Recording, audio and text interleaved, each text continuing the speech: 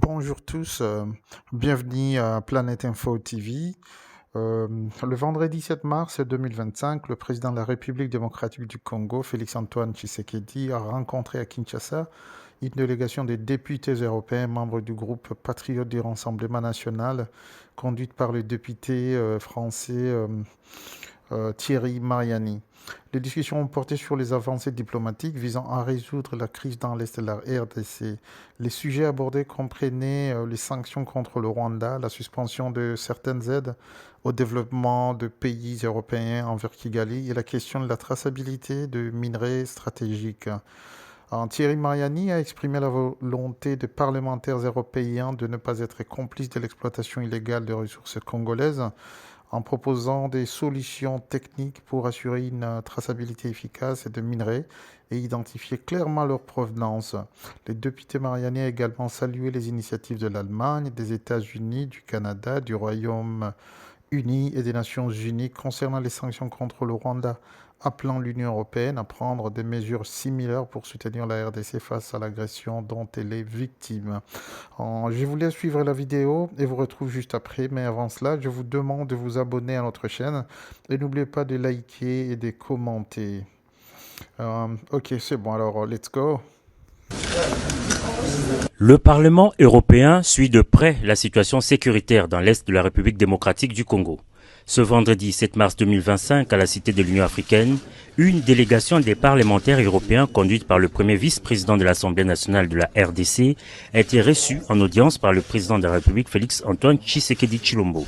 Ces députés européens, essentiellement des Français, membres du Rassemblement national, font partie de ceux qui font pression au niveau de l'Union européenne pour la résiliation de l'accord entre l'UE et le Rwanda, signé en février 2024 sur les matières critiques aux minéraux rares. Ce que nous voulons simplement d'abord, c'est en tant que parlementaires européens, qu'on ne soit pas les receleurs d'un voleur et qu'on ne soit pas le complice d'un massacre et d'une invasion. Voilà. Et deuxièmement, on a essayé aussi de trouver une solution qui pourrait permettre d'éclaircir tout ça. C'est ce qu'on a un peu présenté au président, à savoir une solution technique qui permettrait d'assurer la traçabilité des minéraux et qui ferait en sorte que, bien, on saurait clairement qui est le vrai propriétaire. S'agissant des sanctions européennes contre le Rwanda, ces parlementaires européens qui attendent le prochain Conseil européen soutiennent qu'il est temps que ces résolutions soient appliquées. Qu'il faut que la Commission européenne qui décide applique les décisions du Parlement européen. Il y a eu une première réunion du Conseil et des pays européens où ils ont repoussé, puisqu'il y a eu visiblement, c'est pas très clair, une opposition, un veto, enfin bref, le Luxembourg n'a pas voté pour. Et donc maintenant, il semble que le Luxembourg ait accepté ces sanctions. Donc on attend le prochain Conseil européen. L'Allemagne a pris des sanctions, les États-Unis ont pris des sanctions, la Grande-Bretagne a pris des sanctions, l'ONU a voté une résolution, le Parlement a voté une résolution. Voilà, l'Union européenne ne peut pas rester la dernière entité à ne pas prendre des sanctions. Si on veut arrêter l'agression dont votre pays est victime, eh bien, il faut qu'il y ait des actes qui suivent ces résolutions. Le soutien de ces députés français à la RDC est très apprécié par les autorités congolaises. Ils ont soutenu le Congo, ils ont accompagné les démarches au plan diplomatique, ils ont été avec nous dans toutes les batailles, y compris dans des manifestations publiques que nos compatriotes ont tenues à Bruxelles et à Paris pour faire entendre la voix du Congo. Voilà pourquoi pour nous ça a été une joie de les retrouver ici sur le sol congolais où ils ont reçu cet accueil et de nous et de nos populations, ce qui manifeste évidemment qu'ils font partie de ceux qui pensent du grand Congo de demain, ce Congo qui va être utile à l'humanité tout entière. Nous avons trouvé un président soucieux de trouver des solutions pour son pays, a fait remarquer cette délégation des parlementaires européens au terme de cette entrevue.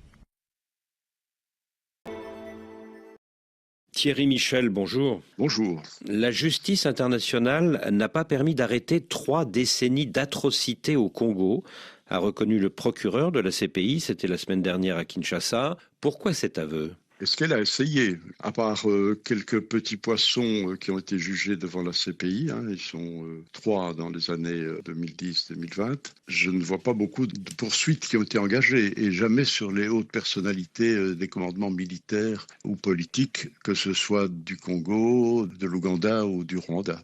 Donc je pense extrêmement important aujourd'hui de remettre sur la table cette question de la justice transitionnelle pour laquelle se bat le docteur Mukwege, le prix Nobel de la paix depuis déjà pas mal d'années de par le monde. Et la nouveauté, la semaine dernière, c'est que lors de ce déplacement à Kinshasa, Karim Khan, procureur de la Cour pénale internationale, a soutenu l'idée d'un tribunal spécial pour les crimes commis au Congo.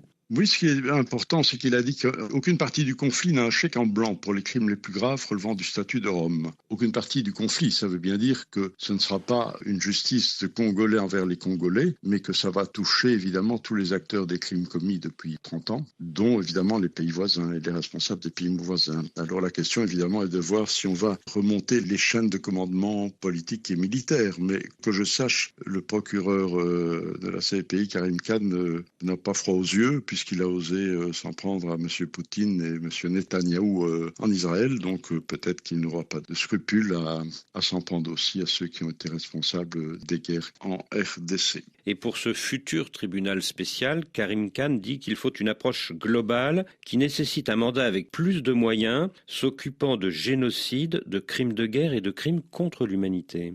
Ça me semble, dans le principe, très bien. On a déjà des bases de travail. Il faudra évidemment mener des enquêtes et des investigations approfondies. Ce qui est bien, c'est qu'il y a déjà le premier rapport mapping, mais évidemment, il se termine en 2002. Il ne couvre que 10 ans. Il faut évidemment compléter par un deuxième rapport mapping, me semble-t-il, qui devrait couvrir au moins une vingtaine d'années. Mais ce qui est rassurant, c'est que le Conseil des droits de l'homme va envoyer une commission d'établissement des faits et une commission d'enquête internationale qui devra fixer les responsabilités. Et j'ajoute aussi qu'il y a quand même une documentation aux Nations Unies qui est assez impressionnante, faite par le Bureau des droits de l'homme des Nations Unies, d'ailleurs tous les mois, qui a répertorié des milliers, si pas des dizaines de milliers de crimes et d'atteintes aux droits de l'homme et aux droits humanitaires depuis qu'ils sont au Congo. Donc il y a déjà un travail qui a été fait. Mais il faut évidemment aujourd'hui veiller à sécuriser les témoins, sécuriser aussi, je pense, les fosses communes, parce que là, il y aura un travail aussi important, comme ça a été fait dans d'autres pays, d'exhumation des corps pour identification,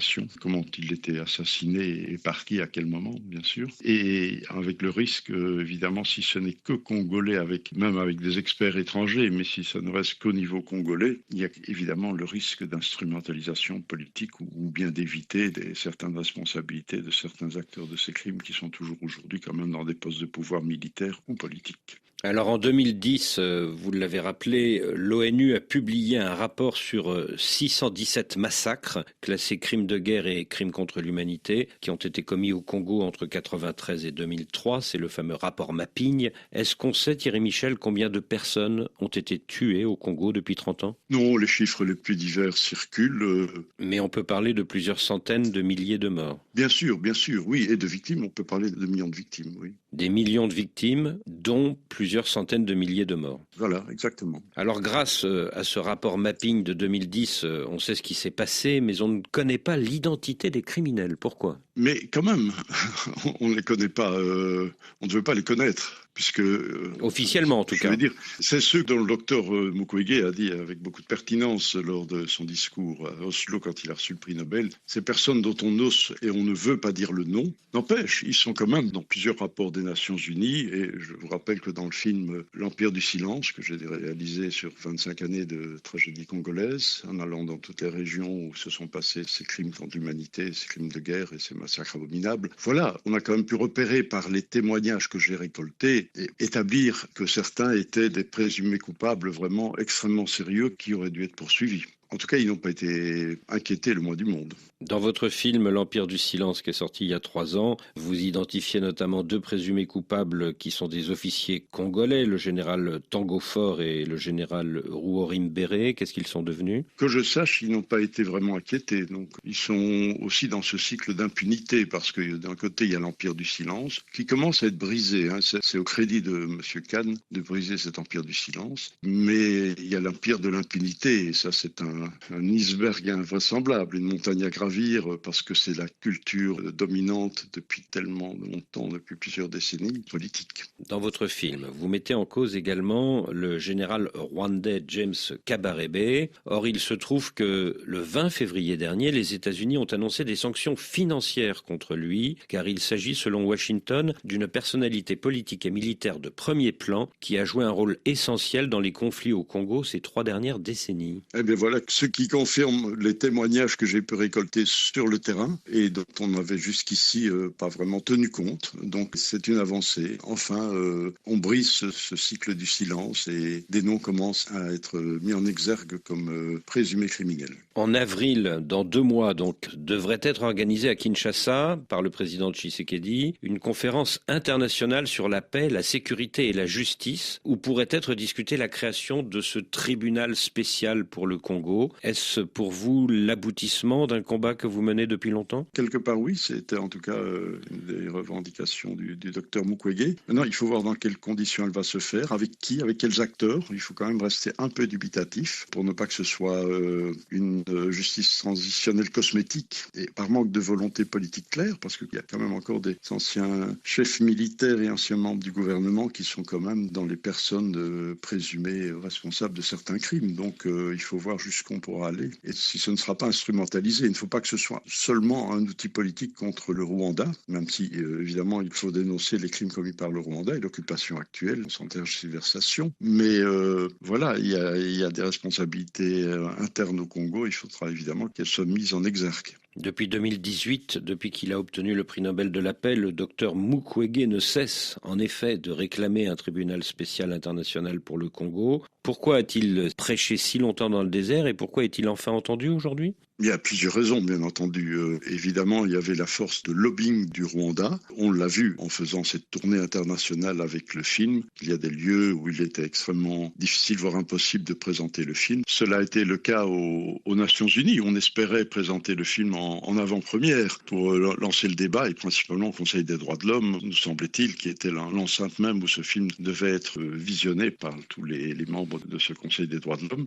Cela s'est fait il y a peu. À Genève, cela s'est fait quand il y a eu la rupture assumée entre le Congo et le Rwanda et où le Congo, tout d'un coup, a demandé de mettre à l'agenda des Nations Unies ce film. Donc voilà, il a fallu un certain temps de latence parce qu'on voit bien qu'il y avait quand même des interactions. Il y avait aussi la question pour laquelle le docteur n'était pas entendu, c'est que évidemment, il dénonçait les crimes commis par des Congolais sur des Congolais aussi. Donc ça mettait en cause des gens qui sont aujourd'hui toujours dans l'establishment du pouvoir en RDC. Mais aujourd'hui, les esprits évoluent. Oui, parce que la situation a dégénéré. Et je pense qu'on sent bien qu'avec cette nouvelle guerre, on ne peut plus jouer l'autruche. Et il faut mettre les choses sur la table et il faut avancer. Voilà. Espérons que ce soit pour aller au bout de la logique. Thierry Michel, merci. Merci beaucoup.